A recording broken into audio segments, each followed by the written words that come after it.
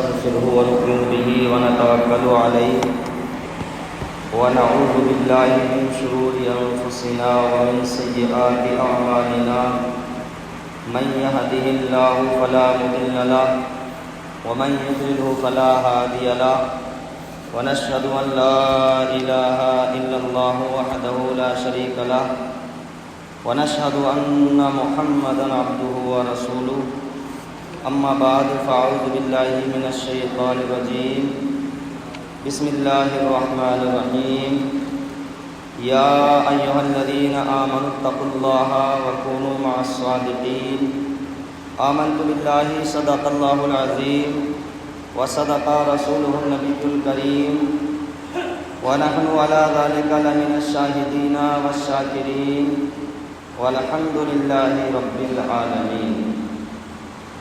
درود پاک پڑھیں اللہم صلی علی سیدنا و شفیعنا و حبیبنا و مولانا محمد مبارک وسلم صلاۃ و سلاما علیک یا رسول اللہ صلی اللہ تعالی علیہ وسلم. حضرات محترم، گزشتہ جمعے کو آپ نے حضرت عثمان غنی رضی اللہ تعالی عنہ کے تعلق سے مختصر سا ذکر آپ حضرات نے سنا اور ان کی زندگی کے مختصر سے حالات آپ حضرات کے سامنے بیان کیے. حضرت عثمان غنی رضی اللہ تعالیٰ عنہ کی جب شہادت ہوئی اس وقت تاریخ اسلام کی جو ہجری تھی وہ 35 ہجری تھی. 35 ہجری میں حضرت عثمان غنی رضی اللہ تعالیٰ عنہ شہید ہوئے اور 35 ہجری میں ہی آپ کے بعد حضرت علی شیر خدا رضی اللہ تعالیٰ عنہ کو خلافت پر فائز فرما دیا گیا. 35 ہجری سے لے کر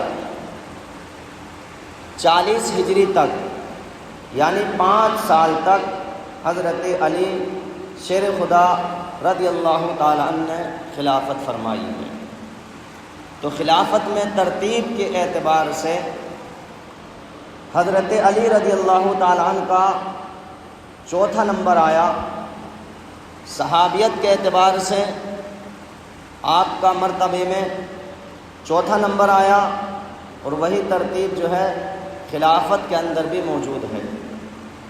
تو حضرت عثمان غنی رضی اللہ تعالیٰ عنہ جن کو ذو النورین کہا جاتا ہے، ان کی شہادت ہونے کے بعد ان کی نماز جنازہ حضرت زبیر رضی اللہ تعالیٰ عنہ نے پڑھائی. آپ کو غسل دیا گیا، کفن دیا گیا اور جنت البقیع قبرستان میں آپ کو دفن کیا گیا. حضرت عثمان غنی رضی اللہ تعالیٰ عنہ کو جنت البقیع جو مدینے کے قریب والا جو قبرستان ہے وہاں پر حضرت عثمان غنی رضی اللہ تعالیٰ عنہ کی قبر مبارک بنائی گئی. اب ان کے بعد حضرت علی جن کا لقب شیر خدا رضی اللہ تعالیٰ عنہ ہے، یعنی جن کو خدا کا شیر کہا گیا ہے، ان کے فضائل اور مناقبات مختصر سے آپ حضرات سماعت فرمائیں گے. حضور علیہ الصلوۃ والسلام نے ایک مرتبہ جبکہ جنگ خیبر کا واقعہ تھا، خیبر کی جنگ ہونی تھی، رات کا وقت تھا، حضور علیہ الصلوۃ والسلام نے فرمایا کل میں علم یعنی کہ جھنڈا ایسے شخص کو دوں گا کہ جس کے ہاتھ پر اللہ تبارک و تعالی خیبر کو فتح فرما دے گا. حضور علیہ السلام نے نام نہیں بتایا کسی بھی صحابی کا. رات کا وقت تھا. صحابہ کرام فرماتے ہیں ہم پوری رات اس تمنا میں رہے، بے چین و بے قرار رہے وہ کون خوش نصیب ہوگا ہم میں سے جس کو اللہ کے رسول صلی اللہ تعالی وسلم یہ جھنڈا عطا فرمائیں گے. اور اس میں حضور کا علم غیب بھی پایا گیا کیونکہ جنگ خیبر کل ہونی تھی اور حضور نے آج ہی فرما دیا تھا کہ کل میں ایسے شخص کے ہاتھ میں یہ جھنڈا دوں گا کہ جس کے ہاتھ پر اللہ تبارک و تعالی خیبر کو فتح فرمائے گا۔ اور علم غیب کہتے ہی اسے ہیں جو کہ غیب کا معنی ہے چھپی ہوئی چیز، مستقبل فیوچر کی آنے والی چیز کو جس نے پہلے ہی بتا دیا وہ علم غیب ہے۔ اب پوری رات صحابہ کہتے ہیں ہم کشمکش میں رہے اور ایک دوسرے کے منہ دیکھتے رہے کہ ہم میں کون ایسا ہے کہ جس کو اللہ کے رسول کل جھنڈا عطا فرمائیں گے۔ اگلا دن آیا، تمام صحابہ حضور کی بارگاہ میں دوڑے دوڑے آئے اور سب متمنی۔ حضور نے پوچھا اے صحابہ یہ بتاؤ کہ علی کہاں ہے، کہ علی کہاں ہے؟ کہا کہ علی کی آنکھ میں تکلیف ہے، آشوب چشم ہے، آنکھ میں کچھ بیماری ہے۔ حضور نے فرمایا علی کو بلایا جائے، علی کو بلایا جائے، علی کو بلا کر لاؤ۔ صحابہ کرام دوڑے دوڑے گئے حضرت علی شیر خدا رضی اللہ تعالیٰ عنہ کے پاس۔ آپ کی بارگاہ میں جا کر عریضہ پیش کیا کہ آپ کو حضور بلا رہے ہیں۔ سنتے ہی حضرت علی شیر خدا رضی اللہ تعالیٰ عنہ دوڑتے چلے آئے حضور کی بارگاہ میں، باادب آ کر بیٹھ گئے۔ کہا علی کیا بات ہے؟ کہا یا رسول اللہ صلی اللہ علیہ وسلم آنکھ کی تکلیف میں ہوں، آنکھ کی بیماری میں ہوں، پریشانی میں ہوں یا رسول اللہ صلی اللہ تعالیٰ علیہ وسلم۔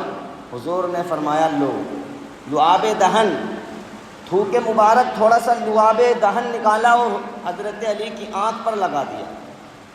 حضرت علی کی آنکھ پر جب لگایا ہے تو حضرت علی کی آنکھ کی بیماری بھی دور ہو گئی اور آپ کی روشنی بھی بڑھ گئی۔ اس لیے تاج الشریعہ نے کیا خوب کہا ہے کہ منور میری آنکھوں کو میرے شمس الضحیٰ کر دیں۔ منور یعنی روشن، منور میری آنکھوں کو میرے شمس الضحیٰ کر دیں، غموں کی دھوپ میں وہ سایہ زلف دتا کر دیں، اور جہاں بانی عطا کر دیں بھری جنت ہبا کر دیں، جہاں بانی عطا کر دیں بھری جنت ہبا کر دیں۔ نبی مختار کل ہیں جس کو جو چاہیں عطا کر دیں، نبی مختار کل ہیں جس کو جو چاہیں عطا کر دیں۔ اگلا دن آیا، وہ جنگ خیبر ہوتی ہے۔ حضور نے فرمایا علی آنکھ ٹھیک ہو گئی، یہ جھنڈا ہے اور یہ جھنڈا میں تمہیں دے رہا ہوں اور تم اس جنگ کے سپہ سالار ہو، اس جنگ کے تم سپہ سالار ہو اور پوری شجاعت دلیری اور بہادری کے ساتھ اس جنگ کو لڑنا ہے، اور اللہ تبارک و تعالیٰ تمہارے ہاتھ پر مسلمانوں کو یہ فتح عطا فرمائے۔ اور جس کی خوشخبری اللہ کے رسول صلی اللہ علیہ وسلم نے پہلے ہی دے دی ہو تو پھر علی کی طاقت کا عالم کیا ہوگا؟ پہلے ہی بتا دیا ہو کہ ایسا ہوگا تو پھر علی کی طاقت کا عالم کیا ہوگا؟ بہادری طاقت کس حد تک پہنچی ہوگی؟ جب حضور علیہ السلام مکے سے ہجرت کے لیے ارادہ فرمایا، 53 ہجری کی بات، 53 سال حضور کی عمر اور 13 ہجری کی بات، 53 سال کی عمر حضور علیہ السلام کی، یہ ہجرت کا پہلا سال آپ کا مکے سے مدینہ شریف کے لیے۔ حضور نے ابو بکر صدیق کو ساتھ میں لیا اور کہا ہم مکہ چھوڑ کر یثرب جائیں گے، اور حال یہ تھا کہ مکے کے کافر میٹنگ کر چکے تھے کہ رات کو محمد کا قصہ تمام کر دو، نعوذ باللہ، رات کو انہیں قتل کر دو کہ یہ ہمارے معبودوں کو برا کہتے ہیں، انہیں قتل کر دو۔ اللہ نے فرما دیا محبوب ہجرت کر جاؤ، یہاں سے چلے جاؤ۔ ابوبکر صدیق کو ساتھ میں لیا، حضرت علی کو بلایا، حضرت علی کو بلایا، وہ کہا علی یہ میرا بستر ہے، اس پر آرام سے سو جانا، آرام سے سو جانا، اور یہ میرے پاس مکے والوں کی امانتیں ہیں، اور امانتیں ان لوگوں کی بھی تھیں جو حضور کو قتل کرنا چاہتے تھے، لیکن ہمارے رسول بڑے امانت دار تھے۔ کہا علی یہ مکے والوں کی امانتیں ہیں، کل ان کو امانتیں دے دینا، اور امانتیں دینے کے بعد تم بھی مکے سے یثرب کو ہجرت کر آنا۔ یثرب جسے آج مدینہ کہتے ہیں۔ حضور علیہ الصلوۃ والسلام اور ابوبکر صدیق مکے سے نکل گئے رات میں۔ یہ واقعہ دوسرا ہو جائے گا، میں حضرت علی کی بات کر رہا ہوں۔ حضرت علی رات میں سوئے، یہ وقت گزر گیا، یہ وقت گزر گیا، مکے سے ہجرت کر کے علی بھی چلے گئے۔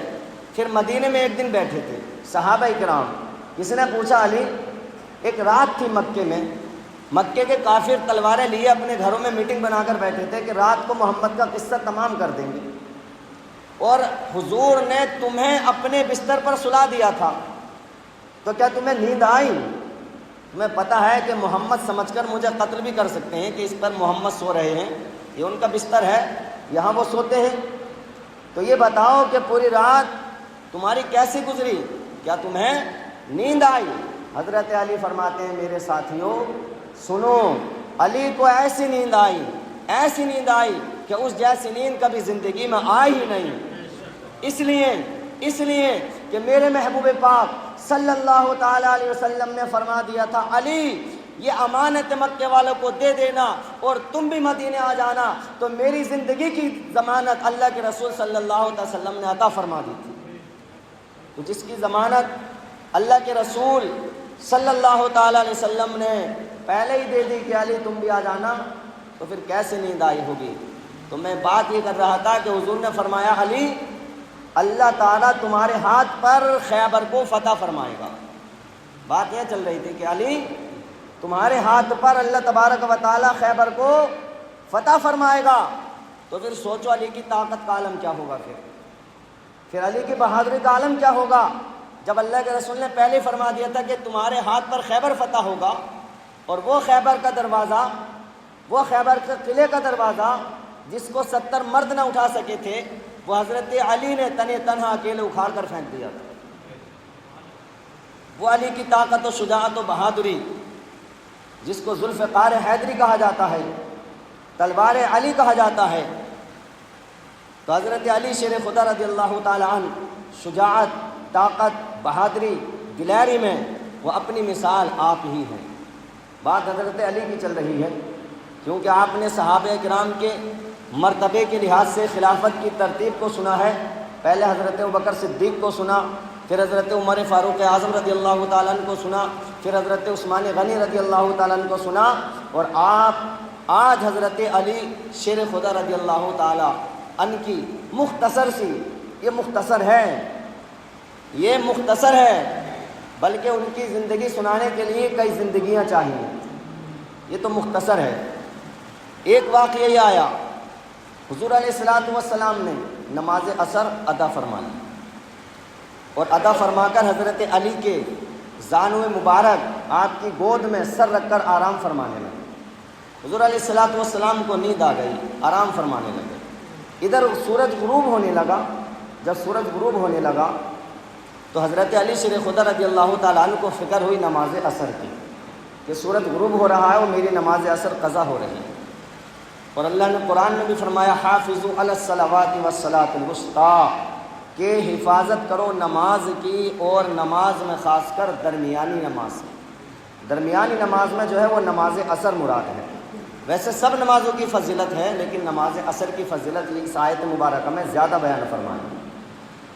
تو حضرت علی فکر مند ہوئے کہ میری نماز قضا ہو رہی ہے، لیکن دیکھا کہ قضا ہو کیوں رہی ہے، کیونکہ گود میں اللہ کے رسول صلی اللہ علیہ وسلم سر رکھ کر آرام فرما رہے ہیں، اگر جگاتا ہوں تو بیعت بھی ہو جائے گی، سارا دین تو انہی سے ملا ہے۔ اللہ کی سرتابہ قدم شان ہے یہ، انسان نہیں کوئی انسان، وہ انسان ہے یہ، اور قرآن تو ایمان بتاتا ہے انہیں، اور ایمان یہ کہتا ہے کہ میری جان ہے، سارا ایمان تو میرے، سارا اسلام، سارا دین تو میرے زانو مبارک پر سر رکھ کر سو رہا ہے۔ جگانا مناسب نہیں ہے، جگانا مناسب نہیں ہے، اس لیے کہ یہ حضرت جبریل امی نے بتایا، اللہ کے رسول کی بارگاہ کا ادب اور احترام کر کے بتایا کہ کیسا بتایا؟ جب اللہ نے کہا میرے محبوب کو معراج پر لاؤ، عرش کی سیر کراؤ، جبریل آئے، فرشتوں کے سردار ہیں، آ کر دیکھا حضور علیہ الصلوۃ والسلام اپنی پھوپھی جان حضرت ام ہانی کے گھر میں آرام فرما سو رہے تھے۔ جب سو رہے تھے تو کشمکش میں پڑ گئے تھے جبریل امین۔ اب اللہ کا حکم تھا، جگانا بھی تھا، اور آواز دے کر جگاتے ہیں تو بے ادبی ہو جاتی ہے، آواز دے کر جگاتے ہیں تو بے ادبی ہو جاتی ہے۔ اب کیا کیا جائے؟ جبریل امین علیہ الصلوۃ والسلام نے نہ آواز دی اور نہ اللہ کے حکم کی اطاعت و فرما برداری میں دیر کی، بلکہ اپنے نورانی لبوں کو، کافوری لبوں کو پیارے آقا علیہ الصلوۃ والسلام کے قدم مبارک کے تلوے سے چومنا شروع کر دیا۔ تلوے کو چوما، اپنے نورانی کافوری ہونٹوں سے، لبوں سے حضور علیہ الصلوۃ والسلام کے تلوے کو جب چوما ہے، تو جب تلوے کو چوما، جبریل امی کے نورانی کافوری ہونٹوں کی ٹھنڈک جب محسوس ہوئی، اللہ کے رسول بیدار ہو گئے۔ یہ ادب بتایا ہے کہ چومتی ہے آنکھ وہ تلوہ میرے سرکار کا، چومتی ہے آنکھ وہ تلوہ میرے سرکار کا، ارے پوچھئے جبریل سے رتبہ میرے سرکار کا، پوچھئے جبریل سے رتبہ میرے سرکار کا۔ اور رشک انجم ہو گئے ذرے بھی تلوہ دیکھ کر، رشک انجم ہو گئے ذرے بھی تلوہ دیکھ کر، سوچو پھر کیا ہوگا چہرہ میرے سرکار کا، سوچو پھر کیا ہوگا چہرہ میرے سرکار کا۔ تو یہ ادب حضرت جبریل امی نے بتایا، اور وہ ادب حضرت علی شیر خدا نے وہاں پہ کر کے دکھایا، اٹھایا نہیں، بیدار نہیں کیا، اور نماز اثر قضا ہو رہی تھی، آنکھ سے آنسو جاری ہو جاتے ہیں۔ حضرت علی شیر خدا رضی اللہ تعالیٰ عنہ کی آنکھ سے آنسو جاری ہوئے، کس فکر میں ہوئے؟ سوچو مسلمانوں، کس فکر میں؟ نماز اثر قضا ہونے کی فکر میں۔ یہ پیغام دیا حضرت علی شیر خدا رضی اللہ تعالیٰ عنہ نے۔ اللہ کے رسول صلی اللہ علیہ وسلم کا سر مبارک زانو مبارک پر رکھا ہے، نماز اثر قضا ہو رہی ہے، رونے لگے، آنکھ سے آنسو نکلے، رخسار مبارک حضور کے چہرے مبارک پر آ کر گر جاتے ہیں۔ جب چہرے مبارک پر آنسو گرے ہیں، اللہ کے رسول بیدار ہوئے ہیں اور پوچھا ہے علی کیوں روتے ہو، کس چیز نے رلایا؟ یا رسول اللہ صلی اللہ تعالیٰ علیہ وسلم میری نماز اثر قضا ہو گئی ہے، بس اس فکر میں رو رہا ہوں۔ تو پوچھا علی قضا کیوں ہوئی ہے؟ قضا کیوں ہوئی ہے یا رسول اللہ؟ آپ کی محبت میں قضا ہوئی، آپ کے ادب اور احترام میں قضا ہوئی ہے۔ تو وہ با اختیار رسول ہیں، وہ با اختیار رسول ہیں، اللہ نے انہیں اختیار بھی دیا ہے۔ کہا علی اللہ کے نبی کی محبت میں نماز قضا نہیں ہوتی، بلکہ اللہ کے نبی کی محبت میں نماز تو ادا ہوتی ہے۔ حضرت علی سوچ رہے تھے کہ آج نماز ہی تو قضا ہو رہی ہے ایک وقت کی، محبت قضا نہیں ہونی چاہیے۔ نمازیں قضا ہو تو پھر سے ادا ہوں، نمازیں قضا ہو تو پھر سے ادا ہو، اور محبت قضا ہو تو کیسے ادا ہو، محبت قضا ہو تو کیسے ادا ہو۔ لیکن یہاں کا معاملہ یہ تھا کہ اللہ کے رسول نے فرمایا علی تم اب یہ بتاؤ کہ نماز قضا پڑھنا چاہتے ہو یا ادا پڑھنا چاہتے ہو، قضا پڑھنا چاہتے ہو یا ادا پڑھنا چاہتے ہو، اب یہ بتاؤ۔ تو علی شیر خدا رضی اللہ تعالیٰ عنہ کا ایمان اور عقیدہ ہمیں بتا رہا تھا کہ با اختیار رسول ہیں، اللہ نے انہیں اختیار دیا ہے، انہیں یہ طاقت دی ہے، انہیں یہ قوت دی ہے، با اختیار رسول ہیں۔ تو فرمایا یا رسول اللہ صلی اللہ علیہ وسلم نماز ادا ہی پڑھ لیں گے اگر آپ اجازت دیں گے، ادا ہی پڑھیں گے۔ تو اللہ کے رسول صلی اللہ تعالیٰ علیہ وسلم نے انگلی کا اشارہ کیا، ڈوبا سورج پلٹ آیا اور وہاں آ کر رکا جہاں کے نماز اثر کا وقت تھا۔